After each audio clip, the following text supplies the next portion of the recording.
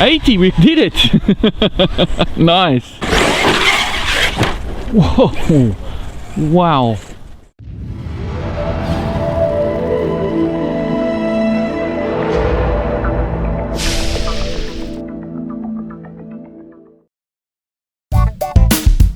Hey guys, it's Vas here from Aussie Playground and welcome to my review of the OFNA Hyper MTe Sport. Now this is a 1/8 scale 4-wheel drive monster truck that does come ready to run with the exception of batteries and charger. Now the truck is equipped with a 2000 kV brushless motor, a waterproof 150 amp ESC, which is really a rebranded hobby wing, and a Sabox metal geared steering servo up the front. On all four corners you will find huge 19mm shocks which have aluminium threaded bodies, and everything rides on a twin vertical plate chassis. Now if you've been following the channel you know that I've actually had a few issues with this truck, but before we get stuck into any of that I do want to point out a couple of things that you get in the box when you buy one of these, just so you know exactly what you're purchasing. So of course, aside from the truck and the remote that you see on the counter, they do give you a nice little tools bag. Well, I say nice because they do give you the Allen keys that you need to work on the truck. They give you a nice little wrench here to adjust your turnbuckles, but you don't get a 17mm hex to remove your wheels, and you know, there may even be a couple of other tools that you may need, so just keep that in mind. But yeah, it is nice that they actually include some tools. A lot of companies don't actually do that. You do get a little leaflet here to help you work through the options on the remote, so nice that they've included one of those. And there's also a leaflet as well for your ESC, so if you need to do any tuning or programming, you've got a leaflet there with some information to work you through that. The manual itself, as with some of the other OFNA vehicles that I've purchased, is kind of cheapish. It just looks like photocopied pieces of paper with staples down the side, but don't let that fool you. OFNA actually do a very good job of providing you all the information that you need to work and maintain the truck. They also give you all the part numbers, and there's also some optional part numbers as well for some upgrades and some option parts. So great manual. It just doesn't look, you know, like some of the better ones out there. I'm going to start this review off rather with a bit of a look at the remote. Now, when I saw this remote in the unboxing, I was actually quite impressed with the options that it came with, and I guess to a certain extent I still am. It's got steering and throttle endpoints, which is always a good thing to have on a remote. You've got steering jewel right down here, your steering trim and throttle trim are just behind the wheel, and it also has an auxiliary button, which I really didn't use.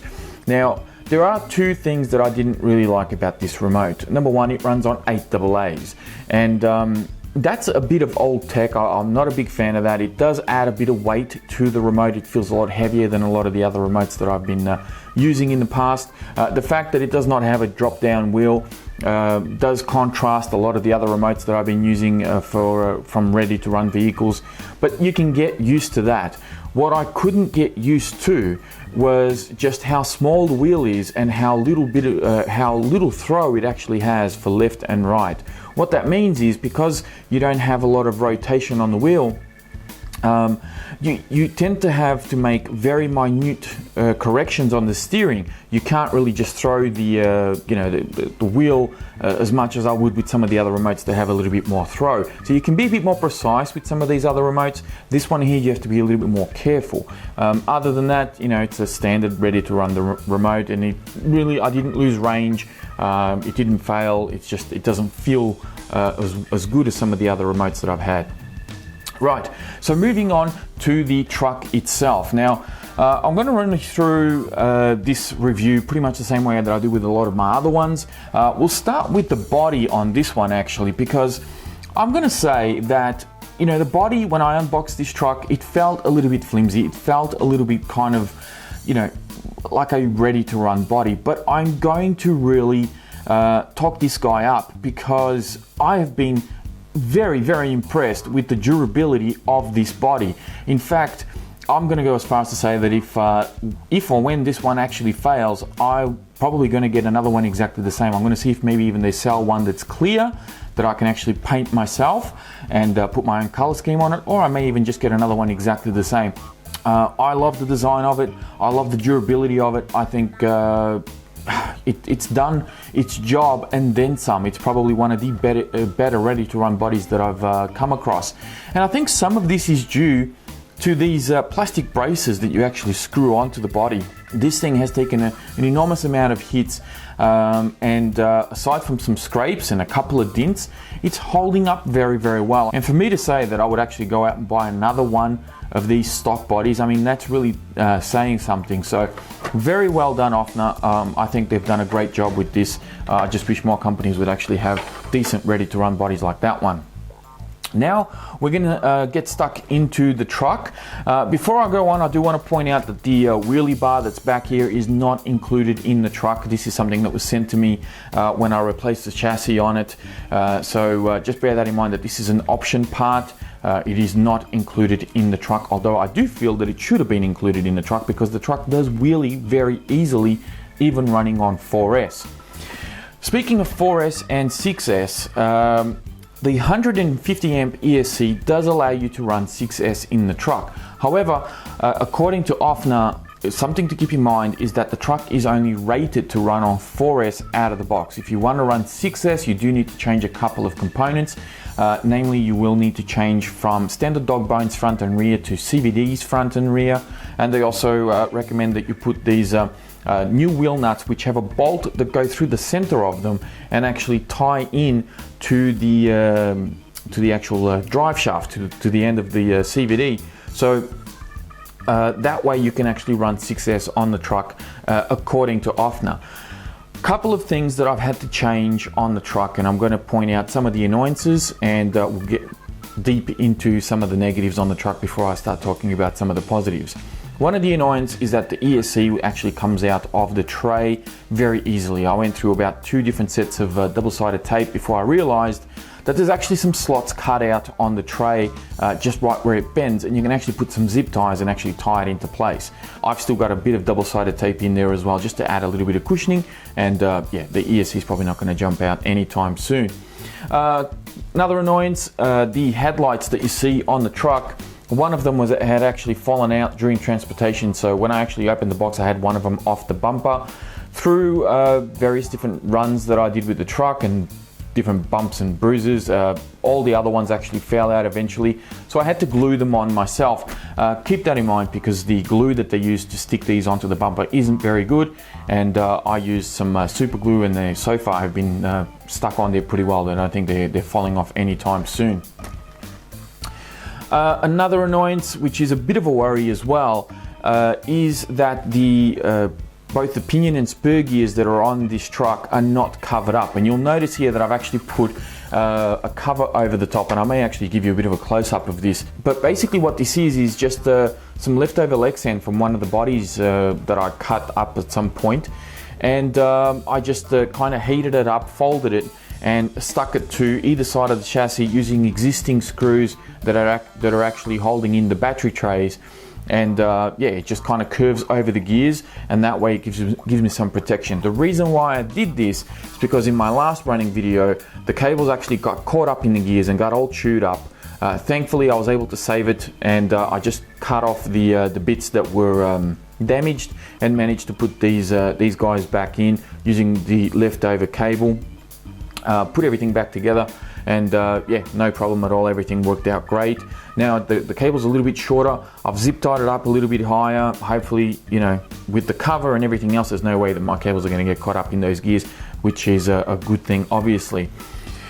Now we're starting to get a little bit more serious with some of this stuff. I'm going to point out the shocks. The shocks actually work very well. They don't leak very much. I'm actually quite impressed with the shocks. However, there is one big problem with them, and that is that they don't, or rather that they bottom out before the truck does. So what that means is I can't actually hit the chassis on the ground without huge force, and that creates a little bit of a problem, because the truck shouldn't do that. No shocks should bottom out before the truck hits the ground. This is kind of borderline, because if I do push down hard enough, the chassis does hit the ground, and of course it is fairly well scratched up underneath. I will get to this plate that you see in the middle very, very shortly. But that is a little bit of a concern. I think the shocks may actually be a little bit short, or actually they could be too long, to be honest, because they're not allowing the truck to go all the way to the bottom. So just something to keep in mind there. And I guess now, one of the other things that I'm going to point out is the steering on the truck I don't actually get a lot of steering on this truck. I was comparing it to some of my other MTs, such as the Kraton that you see behind me, my ST4, the Thunder Tiger, EMTA G2, and even the Team Associated Rival. And this, I think, has probably the least amount of steering. Now, I'm not 100% sure why this is, but I'm assuming that it would be obviously be an inherent design flaw here somewhere. Having said that, the truck doesn't actually turn all that bad. I actually don't mind the way that it turns. It's a slightly larger turning circle than some of your other trucks, or some of the other trucks that I own, I should say. But it's not terrible. But it is something that I do want to note because it doesn't turn quite as much as some of the other RCs in this class.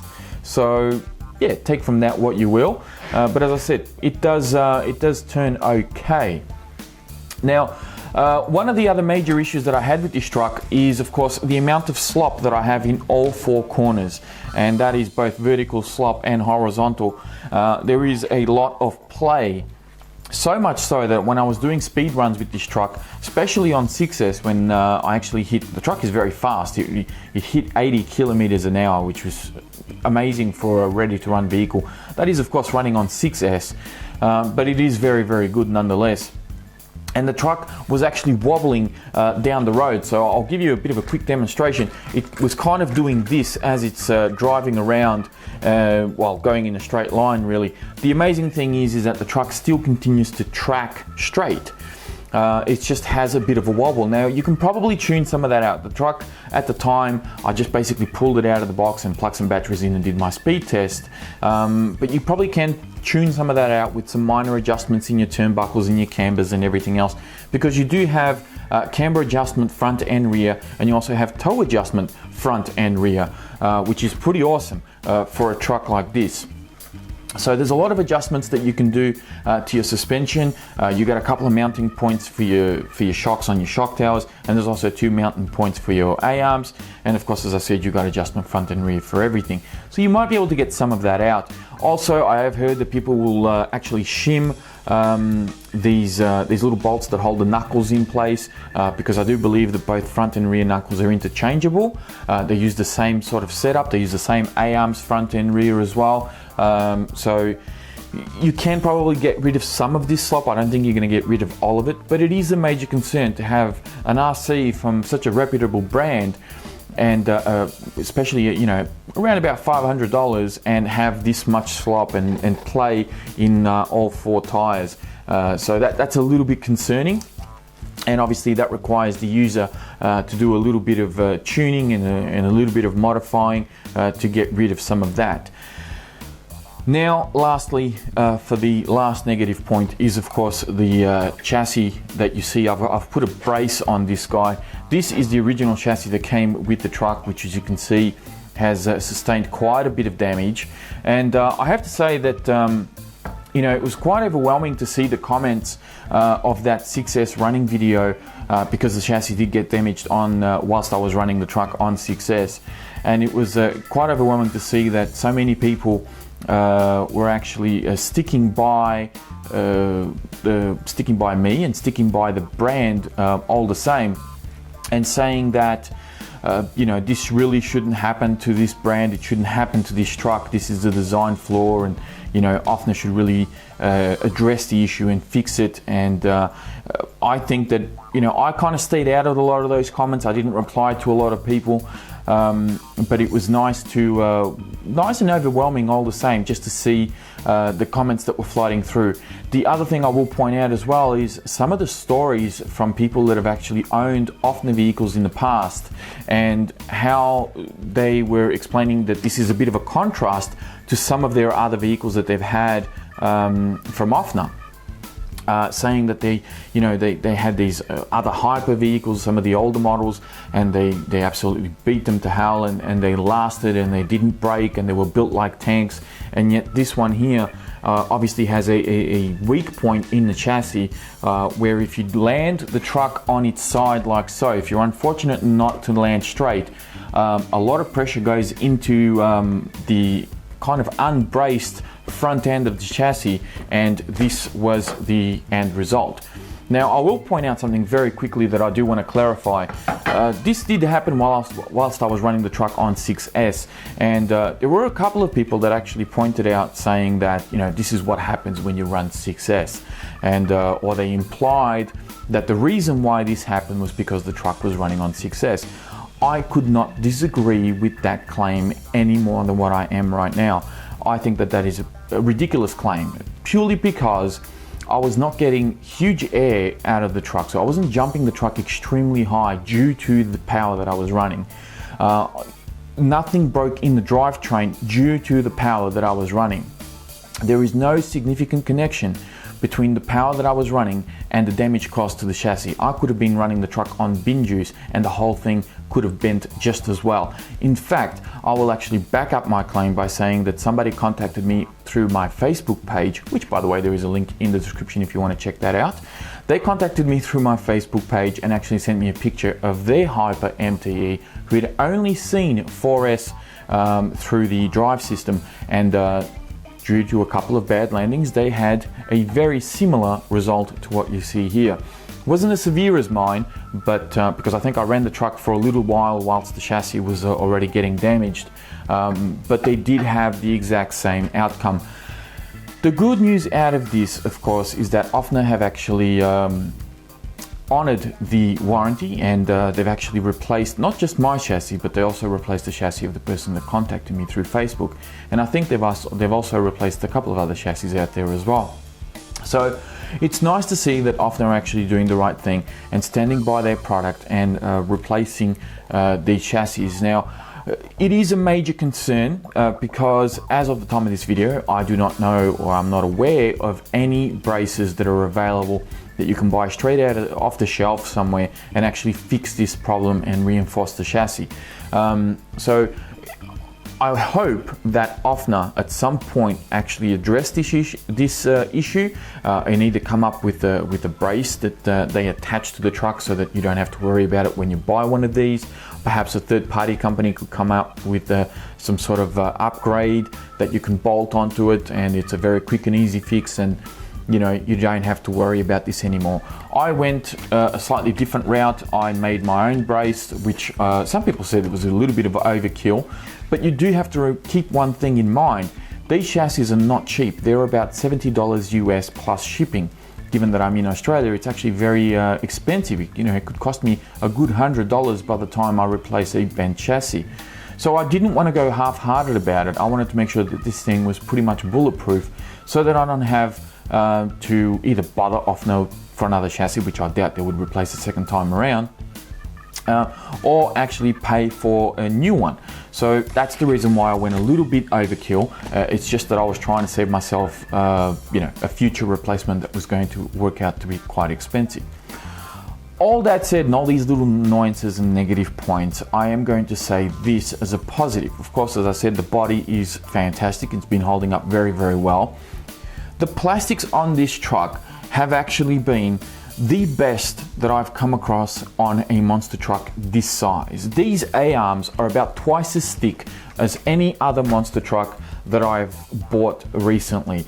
They are practically indestructible. You're not going to break these A-arms anytime soon. The hinge pins look to be about 4 millimeters thick, if not a bit more. The turnbuckles are also very thick. Now, I did break a couple of rod ends on my adjustable turnbuckles on my links, but that was really, I think, due to the impacts and the broken chassis and all that sort of thing. So it can be forgiven. And let's face it, they're only a couple of dollars to fix. There wasn't really a big deal. I will say though that you do need to be very mindful about the screws. Probably a good idea when you buy one of these to go through the truck and actually take out some of these screws, especially on the shock towers and so forth, and use some Loctite, because I did have a few screws back out, and I did lose a couple of them on the day when the chassis actually bent. So good idea to go through the truck and actually put some Loctite on some of these moving parts, or parts that actually take a bit of pressure, such as your shock towers and so forth. Body posts have been fantastic, shock towers have been fantastic, A-arms, bumpers, every plastic component on this truck has held up its end of the bargain and then some. Haven't had any knuckles break, haven't had any issues with bearings. The truck does not have a center diff. It has this transfer gear case, which is an inherent transmission from the nitro version. So basically what happens is you actually end up with fairly even, or more so than with the center diff, fairly even distribution to all four wheels when you squeeze the trigger. Very easy to pop wheelies on this truck, which is why I say that the wheelie bar should really come standard in the box. Even on 4S, I actually am able to do a backflip with this truck on 4S from a standstill, mainly on tarmac, which is a bit risky because if you don't do it right, it can be bad. I did try to do it on video, but I realized that my shocks were actually they needed to be refilled. And they needed to tune up a little bit, but originally I was able to do standing backflips with this truck on 4S without a problem. I'm actually quite impressed with everything else on this truck. I'm not a fan of the remote. Obviously the chassis is something that you really need to be very careful of, and I will be honest, when it first happened to me, not only was I disappointed, but the more I looked at it and the more I thought about it, the angrier I got with the truck, and to a certain point I was almost ready to throw in the towel on it and just be done with it. I was going to do the review almost right there and then, which was going to be kind of driven by emotion, because I felt like this was not something that should have happened to this truck. Twin vertical plate chassis can be great if they're done right, or they can be a bit of a problem, such as in this truck. And I know that some people don't really like twin vertical plates all that much anyway, because it can be a little bit tricky to work on. I've pulled the chassis off this thing twice, and I can tell you it's not that hard to work on. It's actually relatively easy. I'm actually quite impressed with the way that it's all been assembled and how it's been designed.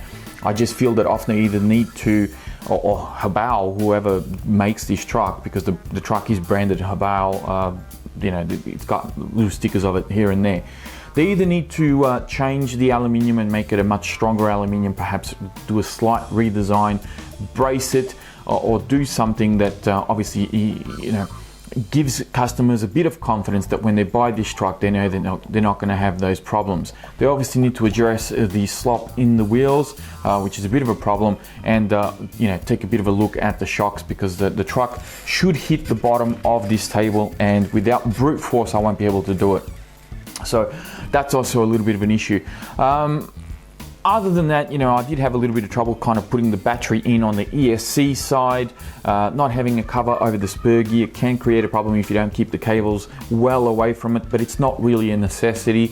I did it just to avoid any future problems, to be honest with you, but that's really all there is to it. Overall, I'm going to say when driving this truck, I actually love driving this truck. It drives so nice and it handles reasonably well. It jumps really well. It's a great basher. It can take a beating once you reinforce your chassis, because I have driven it a couple of times since doing the chassis brace, and this thing just keeps going all day. Haven't had any issues with the motor, haven't had any issues with the ESC. The Savox steering servo is also very, very good. It's very quick and very torquey. Very happy to have a branded name steering servo in a monster truck like this. Love the durability of the body, the durability of the plastics, as I said earlier, has been fantastic. Tires are usable, they're not terrible, but they are usable. They do have a slightly short wall, which is great against ballooning, because obviously you have less rubber to stretch, but it also gives a slightly less cushioning effect to the whole suspension and feel of the truck. So it does put a lot of pressure on the shocks, because there's not as much travel on your tires when you're sort of taking jumps and going through some rough terrain. But the tires themselves are actually decent. They're not the worst ready to run tire I've come across. Certainly not the best, but they do a good job, and so far I really haven't had a huge need to replace them. In closing, I'm going to simply say this, that this is not an RC that I would recommend for a newcomer or a novice hobbyist, somebody that wants to get into the hobby, purely because of course you do have a few issues here that you need to tune and take care of in order for the truck to be at its best. So probably not ideal for newcomers, but if you do like to tinker and you want to have something that's different from everything else, and you think you can reinforce this chassis and do your own modifications to make it good, by all means look at the Hyper MTe Sport. I love bashing this thing. It can take a beating. It's fun to drive. It looks different from a lot of the other RCs that I own, and it's a twin vertical plate chassis that it's my first and only one compared to everything else that I have. So I like it. I'm not going to give it a thumbs up. I'm not going to give it a complete thumbs down. I'm just going to say that I like it. You take from this review and from the videos that I've posted up, take from that what you will. And given the price point under $500, there's really not a lot of monster trucks out there that are available for under $500 that can run 6S, especially twin vertical plate ones. So with that, I'm going to leave it here. I don't want to keep waffling on. Thank you all very much for watching. Please be sure to check out the video description for more information on the Hyper MTe, as well as links to all the previous videos and a link to my Facebook page as well. Thank you for watching, and I'll speak to you next time.